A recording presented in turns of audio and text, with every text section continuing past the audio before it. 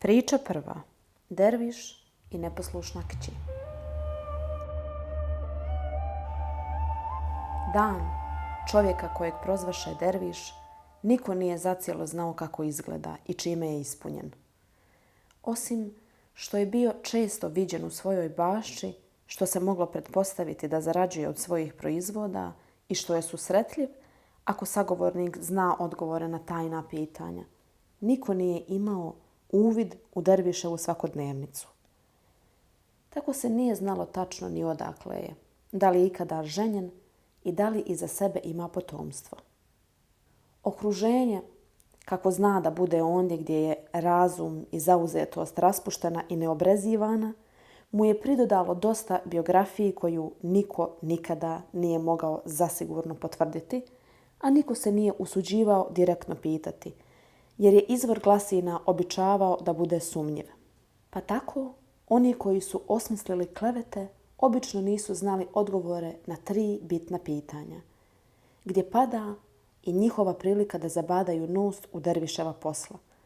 A oni koji su znali odgovore obično su imali bitnije teme za razgovor i nisu vodili brige o stvarima te prirode, bar ne na opsesivan način. Ovi prvi beščasnici u vrelom, zluradom pohodu na suvišne detalje bi pognutih čehri punih žala za sočnim tračem radije napustili Derviša i ne tjerali silu, ali to sa poluradosnom sviješću da starohan sigurno nešto krije čim se barikadira čudnim pitanjima. I to je već i previše rečeno o zloslutnicima, besposličarima, koji u svom sljepilu, pored blaga mogućnosti razgovora sa hairli insanom, radije gone svoju loše isprepletenu narativnu mrežu iz niske strasti hinjavog podsmijavanja. Zaista, kako to život kroz vrijeme iznova prikazuje, glup je insan na svoju volju takav. Mada Derviš istinski nije mario za tim i bio je spreman prevagnuti mnoge ljudske gluposti svojom tolerancijom koja je suptilno izbijala iz njegove opsežne širokogrudnosti, ako je spazio da se biserna suština probija na palubu sagovornika. Ne zna se mnogo među narodom, ali bilo je i onih kojima bi Derviš Muhajem dolazi u posjetu, onih kojima bi posvećivao stihove, čak i onih koji su bez odgovora na 3 pitanja dobili razgovor i čije sudbinske poteškoće bi prisno shvatio kao svoje, preuzevši dio odgovornosti u rješavanju i otpetljavanju tokova. Većina ih nije imala to iskustvo i ono bi bilo toliko rijetko da se u javnosti nije puno obaziralo na iznimke. Oko njih su naravno nastale mnogobrojne izopačene gajke, ali njima i njihovim pokretačima nećemo više davati nepotreban eter, jer će jedan, tačnije 2, takav doći na red pred kraj pripovjetke i on je sasvim dovoljan za zdravu dozu izloženosti takvim ličnostima. Na jedan neobičan utorak, kroz poluodškrinjenu kapiju Derviševu, uletio je jedan curetak.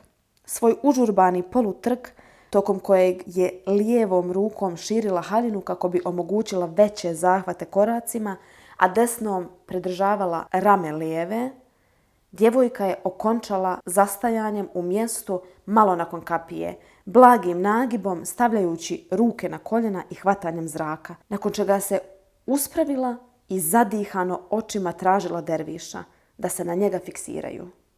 Derviš, koji je imao običaj naslonjenom glavom uprtom prema nebu zuriti zatvorenih kapaka i čekati dok mu se nasrnuli gost pridruži, nakon čega dobija utabanu dervišovsku odbijenicu, ovaj put ipak drugačije postupi. U stvari, drugačije se stvari odigraše. Derviš je čuvši ushićene uzdisaje i lupanje koraka uz asfalt trotoara, blago bacao pogled prema kapiji, ne osjećajući potrebu da zuri unutrašnjost kapaka. Promatrao je curu dok je se zaustavljala. A kad su im se oči susrele, upitao je: "Jesi li za čašu vode?" Cura je trenucima nijemo posmatrala neobično mladoliko lice srednovječnog Derviša. Djelomično izbezumljena trkom, djelomično time što ju je primio na razgovor, znajući i sama da krši dobro poznati protokol. Nije imala vremena da preispituje čestitost svog postupka, niti ispituje da li ovo bila velikodušnost starog čovjeka ili provjera da li će se njen bezobrazluk nastaviti ili da se detaljno, mada je umal počela, preispituje kojeg vraga uopće ima kakav protokol. Zar nismo svi samo ljudi? Osjećajući na sekund potrebu za isprikom, ali ne želeći da ona znatno mijenja i utiče na tok jadanja kojeg treba da iznese, žustro je rekla, još uvijek hvatajući dah koji je počeo da se vraća u normalni ritam. Halalite, uvaženi dervišu, progutala je neku knedlu, nastalu od manjka kondicije više nego ustručavanja, i dodala je, imam mnogo da vam kažem, u golemoj sam brizi.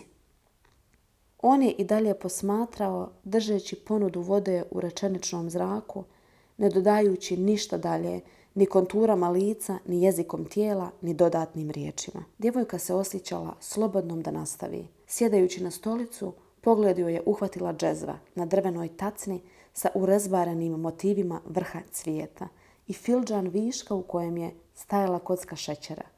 Nije znala odakle tačno da krene, ali je imala vidnu, skoro opipljivu potrebu za dobrim razgovorom. Rekla je samo, mogla bi čaša vode. Istog momenta derviš se ustaje sa svoje stolice i umjerenim korakom se zapućuje u kuću.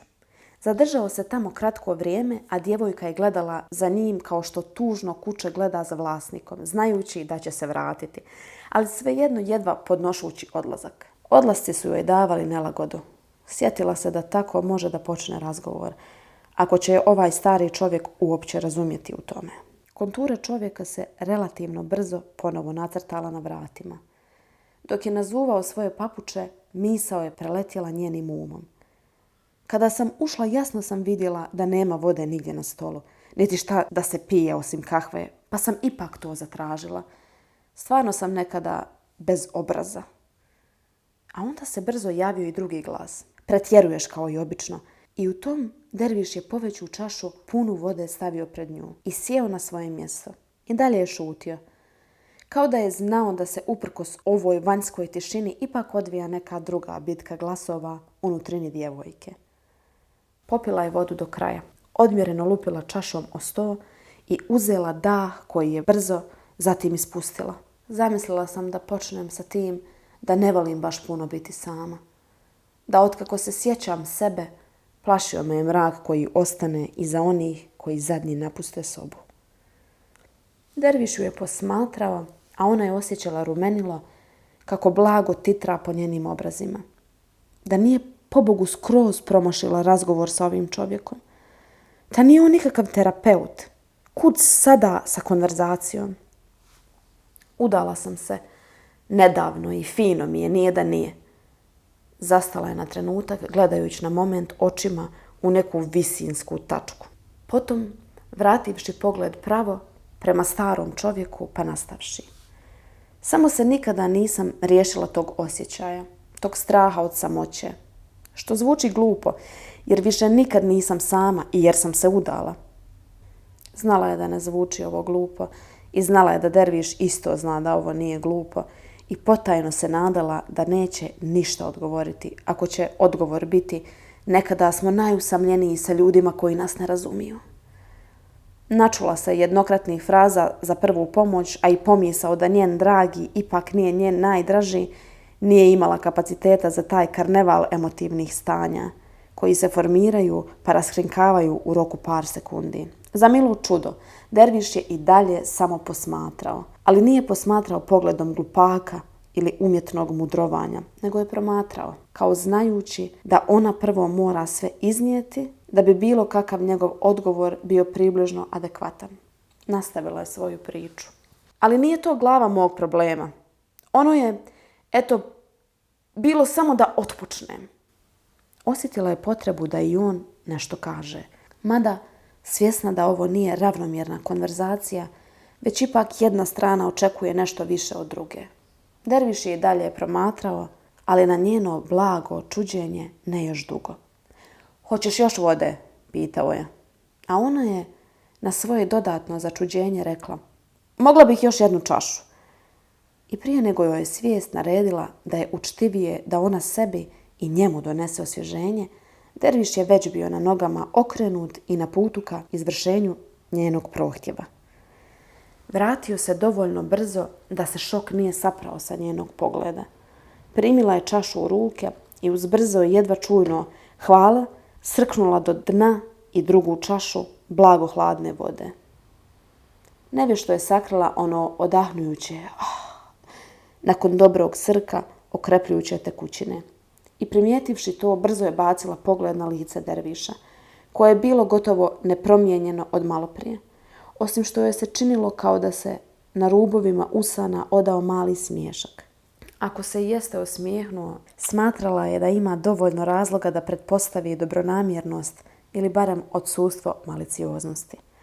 Ovom čovjeku može da vjeruje, odlučila je, ali kako da razveže jezik upetljan u godine šutnje i preskakanja tema usred nepovjerljivih pogleda sagovornika. Nekako će morati. Teško mi je o ovome pričati, efendija, jer ne znam na šta će ličiti kad sve to izgovorim. Zastala je i na brzinu se zapitala zašto je čovjeka nazvala efendijom. Pa je pustila misao i zaboravila na nju. Drhat je uhvatio samo pred kraj zadnje izgovorene riječi, ali je nastavio u narednu rečenicu kao gost koji je nepozvan. Ali ga se nije lako otarasiti. Kao da sve što sam do sada živjela nisam bila ja. Kao da nisu moji izbori, a jesu. Tremor je bio očit. Morala je da se smiri, ali je morala i da završi misao. Ili će se sve rasturiti i nazadovati u generalne teme. I ne znam šta je od toga stvarno, zašto tako osjećam, zašto baš taj osjećaj. Zaustavila se. Mada je očekivala da će ovo ići lakše u naletu trka sa kojim je dolazila. Ovo je ipak bilo najviše što se otvorila ikada ikome, koliko se sjeća. Imam muža, razmišljamo o djeci. Muk. Derviš je sjedio. Prst desne ruke pružen uz viličnu kost prema uhu. Brada naslonjena duž srednjeg prsta i ostatka šake. Gledala je u njegovo lice, pa ispod njega u košulju, pa pored njega u trešnje. I nije znala šta dalje, a ni šta će jedan čovjek izvući iz ovog što je ponudilo. Ali teško da može dalje i više. Osjećala je kao da će tišina trajati vječnost, što bi značilo džehennem, jer je sa svakim trenom njena patnja, a sa patnjom svijest o patnji, a sa sviješću bol i patnja rasla i rasla. Pobogu, je li ovaj čovjek šuti što je sumanut ili što ga je strah da će izgovorenom riječju odati svoju banalnost? Zašto za ime Boga šuti? Zar ne vidi da se patim, da propadam kroz sve krugove pakla i gušim se u nevidljivom hladnom znoju, koji kreće negdje sa ruba čela od proširene vene dole prema ušima i vratu i slijega se sve na ramena. A kako će i vidjeti? Kad je sve to u mojoj ludoj glavi, kako moj muž, kojem Bog dade svega, sem obzira i pameti, zna ženi svojoj prisoliti. Zašto si pobjegla ovamo trčeći? Šta te progonilo? Puče tišina i preplovi napetost.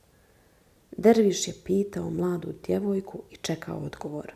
Nije ga čekao kao što je uobičajeno kod ljudi, da bi nazad ošamarili svojim precijenjenim mišljenjem ili kako bi likovali nad tuđom patnjom putem neuvjerljive brižnosti i prelahko izgovorenih velikih riječi utjehe. Istini na volju, nije izbio nikakav konkretan incident od kojeg je pobjegla. Morala je biti iskrena. Nisam ni od čeg pobjegla, pravo da kažem, reče. I pomisli da već pretpostavlja daljnji tok razgovora. U rangu onih sa ličnostima sa kojima je vodila razgovore, koji su podsjećali na ovaj. Od uličnih prosjaka do psihijatara. Svaki je završavao sa obuzdavanjem situacije i vraćanjem u normalu nekom trulom utjehom ili savjetom. Povezna karakteristika svih njih da empatija slušaoca prerano iščezne, a huja za brzinskim, zadovoljavajućim rješenjem dileme nastupi. Nakupilo se vremenom efendija kao da nešto hoće da pukne.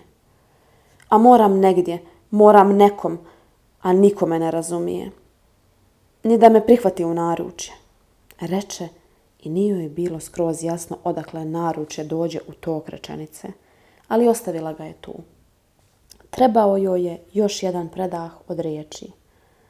Derviš je u tom trenutku udahnuo i maknuo svoju šaku sa lica, pomjerio se u stolici i rekao ujednačenim, ali otmjenim tonom. Mislim da te razumijem, djevojko. Bez puno razmišljanja, sa brzinom dijela kojeg misao niti emocija nije mogla sustići, ona reče: kako razumijete kad vam ništa nisam rekla šta se dešava u mom životu? I nakon par trenutaka prevladavajuće stanje postade nada da ovo nije iznijela pretjerano grubo i hladno.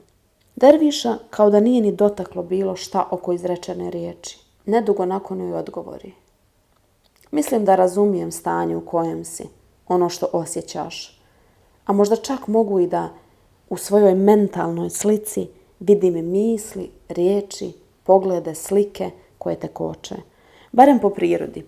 Ne moram poznavati njihov konkretan sadržaj od riječi do riječi da bi to znao. Munjeviti pucanj energije je proletio kroz njen nervni sistem. Ovo što stari čovjek reče bi u isto vrijeme ne samo odgovor na njeno žustro iz inata postavljeno pitanje, nego jasna potvrda da ga istinski zanima njen bihuzur, ali i odgovor na njenu dilemu. Sada, kada nije bitno koje će sve detalje reći, već da šta god da podijeli bude sa namjerom da sebi olakša unutrašnju patnju, kao da je imala jasniju viziju narativa koji želi da iznese. Ja se osjećam neshvaćeno. Moj dervišu, ja sam neshvaćena. Znam da nije po vjeri i da se govori loše o roditeljima, to bejara bi daleko bilo, ali moram reći kako jeste. Stade pa razmisli o rečenom i šta treba da bude rečeno. Iako bez neke jasne slike, ne osjetivši nikakvu osudu od sagovornika, čak primijetivši blagi odobravajući smiješak i ruku na staroj poziciji koja znači slušanje, ona nastavi, osjećajući da je na tragu dobre niti. Ne znam je li moja majka ikada sebe pitala šta znači imati kćer ili dijete, da to nije samo spužva za upijanje ili neko sporedno stvorenje koje se kola i kome se diktira ako radi nešto nezadovoljavajuće u vlastitom pogledu. A o ocu i da ne govorim. On ne znam je li ikad i o čemu razmišljao, što nisu problemi na poslu ili isplativost bilo kakvog kretanja u svijetu. Emotivno svakako nikada nije bio tu. Ja ga nisam tako osjećala. Ja i moj neosjećaj, odmah je pomislila. Neki daleki dio nje, očekivajući da će derviša uskoro moći dodati na listu ljudi koji su je otpisali u pretjerane emotivce koji izmišljaju probleme, u manjku životnih dešavanja. A onda se sjetila da je to samo grubi glas njenog oca koji, kada ga je raskrinkala, je u stvari bio monoton i snobovski se prenemagao. Ja sam za njih uvijek bila neposlušna kći. Uprkos mojim stalnim naporima da im udovoljim, čak i dan danas, svaku odluku prije nego sprovedem u djelo, prelamam preko njihovog rezona ili onoga što mislim da će njih zadovoljiti, a bježim od onoga što neće. I oni su opet nezadovoljni. I sa njima stalno pregovaram da išta postignem, jer njihov prijekor je za mene više od strašnog djela. Za mene je sramota, kao otpadanje, kao smrt. Napravila je pauzu. Treba nešto golemo da prevali. I postala sam tako pravi manipulator, pravi taktičar. Zatvorila je oči, na rubu lijevog stisnutog oka počela je da buja suza. Nije mogla da podnese pogled ikoga, kada je upravo otkrila nešto što je na jednom učini tako ranjivom, otvorenom za svijet da je vidi pod nadzornim svjetlom. Razotkrivena njena dubinska truhla suština, šljunkasta poljana u kojoj su oronula drveća podlosti i lažne mehkanosti i provaljena maska iza koje stoji običan prevarant, dribler ljudskih sudbina, megalomanka spremna na pokolje naroda. Taktičar, manipulator, uletila si kod mene u bašću glavom bez obzira. Po čemu si ti taktičar? Zašto je to loše? Izreče iz derviševih usta, a djevojka se nađe u nejasnoći da neko ima takvo smisleno, neidiotsko pitanje na njen izliv emocija. Odgovorila je: Ja sve moram u fazi od više slojeva da osmislim i odrađujem. Sve mi je u životu tako proteklo ili bilo izvedeno. Tako sam upisala fakultet i tako sam se udala. Naravno da nije bilo moguće da je i jedan od mojih odabranika bio ispravan u očima moje mame ili babe, pa sam vratolomne egzibicije morala da sprovodim ne bi li se udala. Sve je puno kompromisa, puno poluispunjenosti. A je li sve bude onako kako želiš? Obično bude, mada je put često trnovit, ali me je više strah jednog. Strah me je da sebe gubim. Ne samo u procesu koji je popločan dodatnim preprekama zbog potrebe da zadovoljim roditelje, nego i u izborima do kojih idem. Kao da su napadnuti izvana. Je li moguće da mi je neko nametnuo sve što u životu želim? Derviš, koji se počeo pridruživati kao aktivniji sagovornik, je i dalje odašiljavao dozu prisne otuđenosti u konverzaciji. One po kojoj, kao da je htio da kaže da nije bitno šta će on reći, nije već sve spremljeno za paljbu prije nego je ona saslušana, nego će ono što treba biti rečeno doći. Izroniti će kada se prepozna biser od kamenčića. Osjetio je potrebu da sebi dolije kahvu koja je tek nedavno prestala da dimi i bila je vjerovatno mlaka. Dodao je jednu kocku unutra u fildžan, jednu ostavio pored, nadolio je crne tvari i kašikicom smrskao kocku na dnu. Onda je gricnuo malo druge kocke i popio srk. Djevojka je posmatrala njegove pokrete, koji su bili nenagli, možda dozu pretjerano odmjereni, ali prateći njih osjećala je neki nejasan smiraj u duši. Poželjela je i ona kahvu, ne radi kahve, nego radi želje da učestvuje u ritualu, u momentu koji se dešava. Krenula je rukom prema džezvi, usmjerila pogled ka dervišu i pitala: "Mogu li i ja?" Na šta je on potvrdno klimnuo glavom i nasmiješio se. Voli ovaj čovjek da se smješka, pomisli ona, i osmijehnu se za njim, ne pridodajući nikakav pojmljiv značaj tom događaju.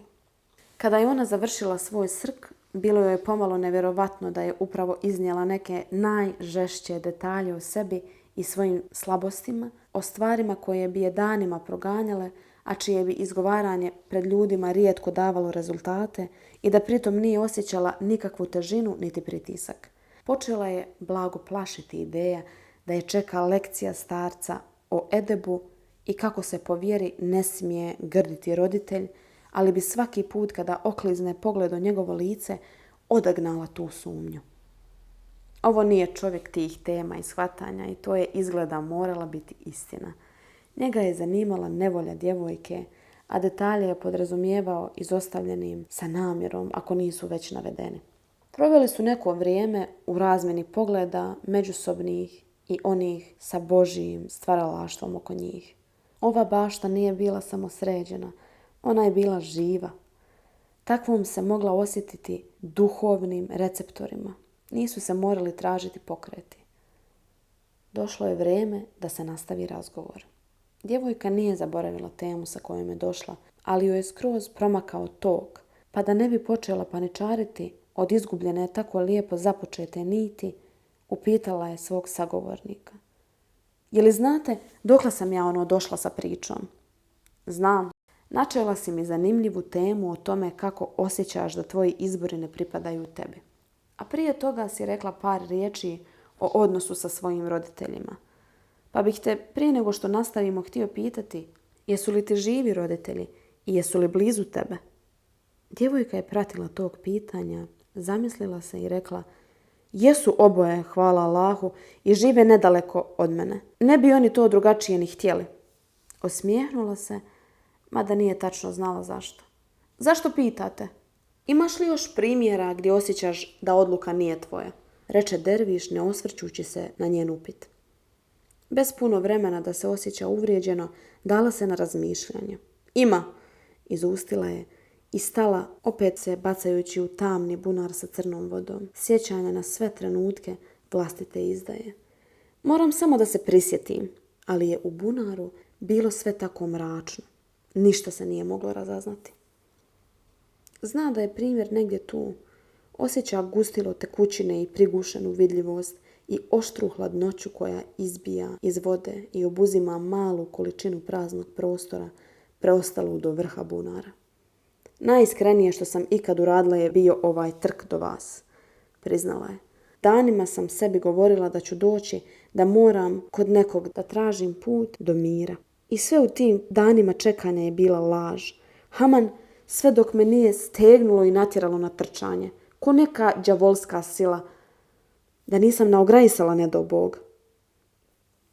Derviš nije reagovao, nego se prema izrečenom ponašao kao da ne sadrži pitanje i kao da je put do iznošenja onog što treba da se kaže. Djevojka je to i prepoznala, pa je rekla upirući svu snagu unutra, kako bi bilo što jasnija, htijući da što slikovitije dokaže svoju svakodnevnu bitku. Svako ima svoje dileme, one neke životne, goleme, koju školu upisati, čime se baviti, koliko djece roditi. I ja sam imala o tome snove. I imala sam neku sliku sebe. Ali sam od nje odustala ili sam se trudila da ne iskačem previše od onoga što se od mene htjelo. Kako se na mene gledalo. I počela sam da osjećam svojim sada nove ideje koje su mi nadolazile i bila sam preplavljena srećom što sada moje odluke bivaju podudarane sa pogledima mojih roditelja o mom životu. Prihvatila sam da smo jednostavno došli na istu ravan da vidimo isto život, da sam u stvari sazrela i razumjela sve ono što odrasla osoba zna, a mladunče ne zna. Ono suptilno znanje kojeg sam se potajno pribojavala da stoji iznad mene, iznad svake neizrečene očeve rečenice, jer bi osjećala da je svako moje mišljenje, ako bi bilo imalo oprečno, bilo guranje priče u nejasnom smjeru, pretjerano buntovnom od strane jedne obične balavice. Napokon sam se domađijala da vidim isto što i moji roditelji i vjerovala sam toj slici. A svaki suprotan glas i sve što ga je pospješivalo sam gasila, prijatelje, psihologa, potencijalne druge muževe. Krenulo je da srkne kahvu, ali je dočekao toz sa dovoljno šećera da za nijansu ublaži sablast senzacije.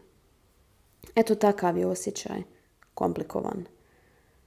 Na kraju sam upisala školu koju sam htjela, udala se za onoga kojeg sam ja rekla da hoću, odabrala gdje da živim i u strahu pod drhtajem se molim da su to u stvari sve moje vizije života, rekla je. Za trenutak predahnula i izustila. Ali se ne mogu zakleti Allahom i njegovom vladavinom nad aršom da je to tako. Jednom sam napravila tortu za porodični ručak, onako po svojoj volji, i sadržajem i dekoracijom. Sve sam uredila kako mi je čeif. Dok sam je pravila, osjećala sam se kao da sam na drugom svijetu, kao da sam na istoj životnoj liniji sa melekima i velikim ljudima, Božjim prijateljima.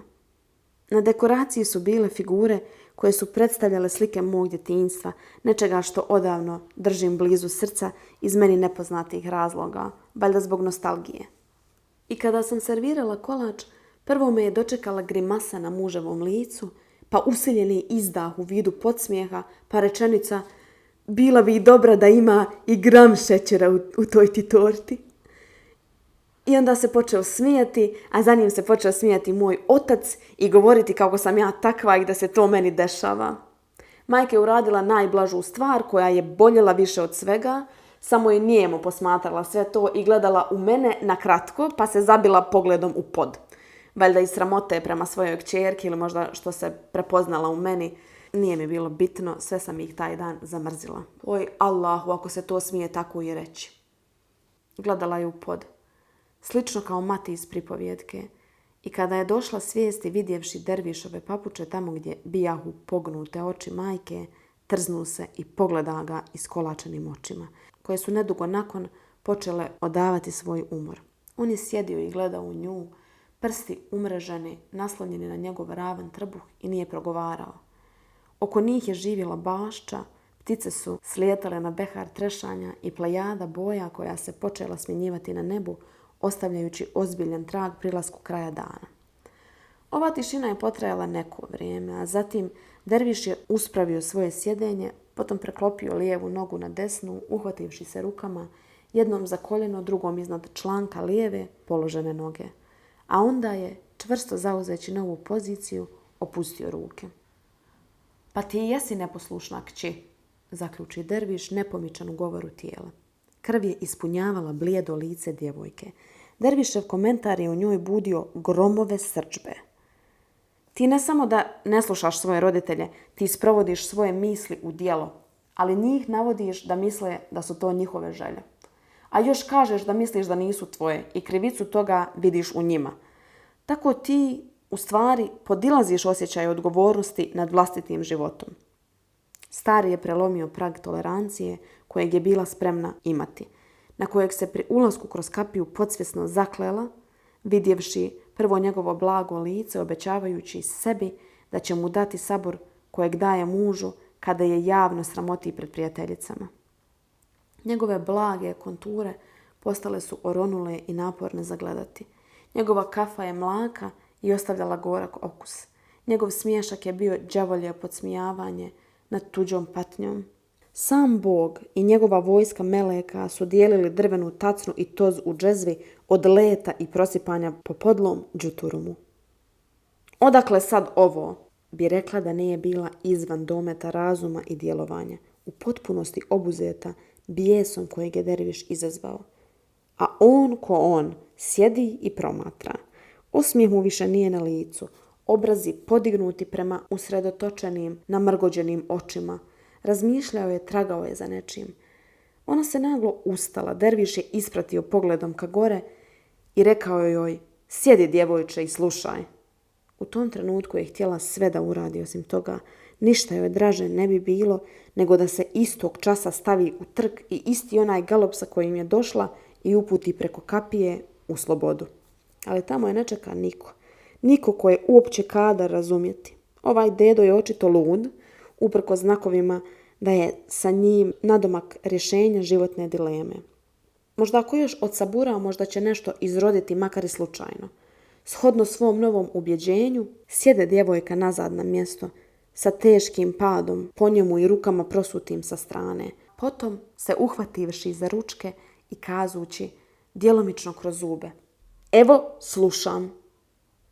Morao sam te naljutiti. Rekla si mi sve što trebaš. Sada ćeš me jasnije slušati. Kao da je ovo trebalo da nešto promijeni, da opravda prethodnu izrečenu uvredu. Nastavio je kao da Bog nije dao prethodni atak apsurda. Otići ćeš kući, klanjati 2 rekata i provesti sat vremena u zikru, zahvaljujući se svevišnjem Gospodaru na svojoj mladosti i ranoj svijesti. Na tebi leži breme promjene svijesti naše žene. Svoju kćer, ako ti Allah podari, moraš odgojiti kako Bog zapovijeda u slobodi i svijesti da je ona jedno zasebno Božije biće, ljubeći je kao poslanik svoju Fatimu, reče derviš kao svakidašnju rečenicu, pogleda očima ka gore te ih zatvori. A onda nastavi zatvorenih kapaka. Nemamo vremena više za gubljenje, idemo svi u propast. Djevojko, ti osjećaš samo ono što je istina. Nije ništa pogrešno sa tobom i nisi lažno osjetljiva. To je osjećaj zato što živiš neispunjene, nametnute želje, a one, bile tvoje djelomično ili ne, koje počneš da sprovodiš, to radiš preko minskog polja kompleksa i nejasnih, neispunjenih potreba tvojih roditelja, poentirao je i upitao: je li imaš razumijevanja kod svog muža? Odgovora nije ni moglo biti.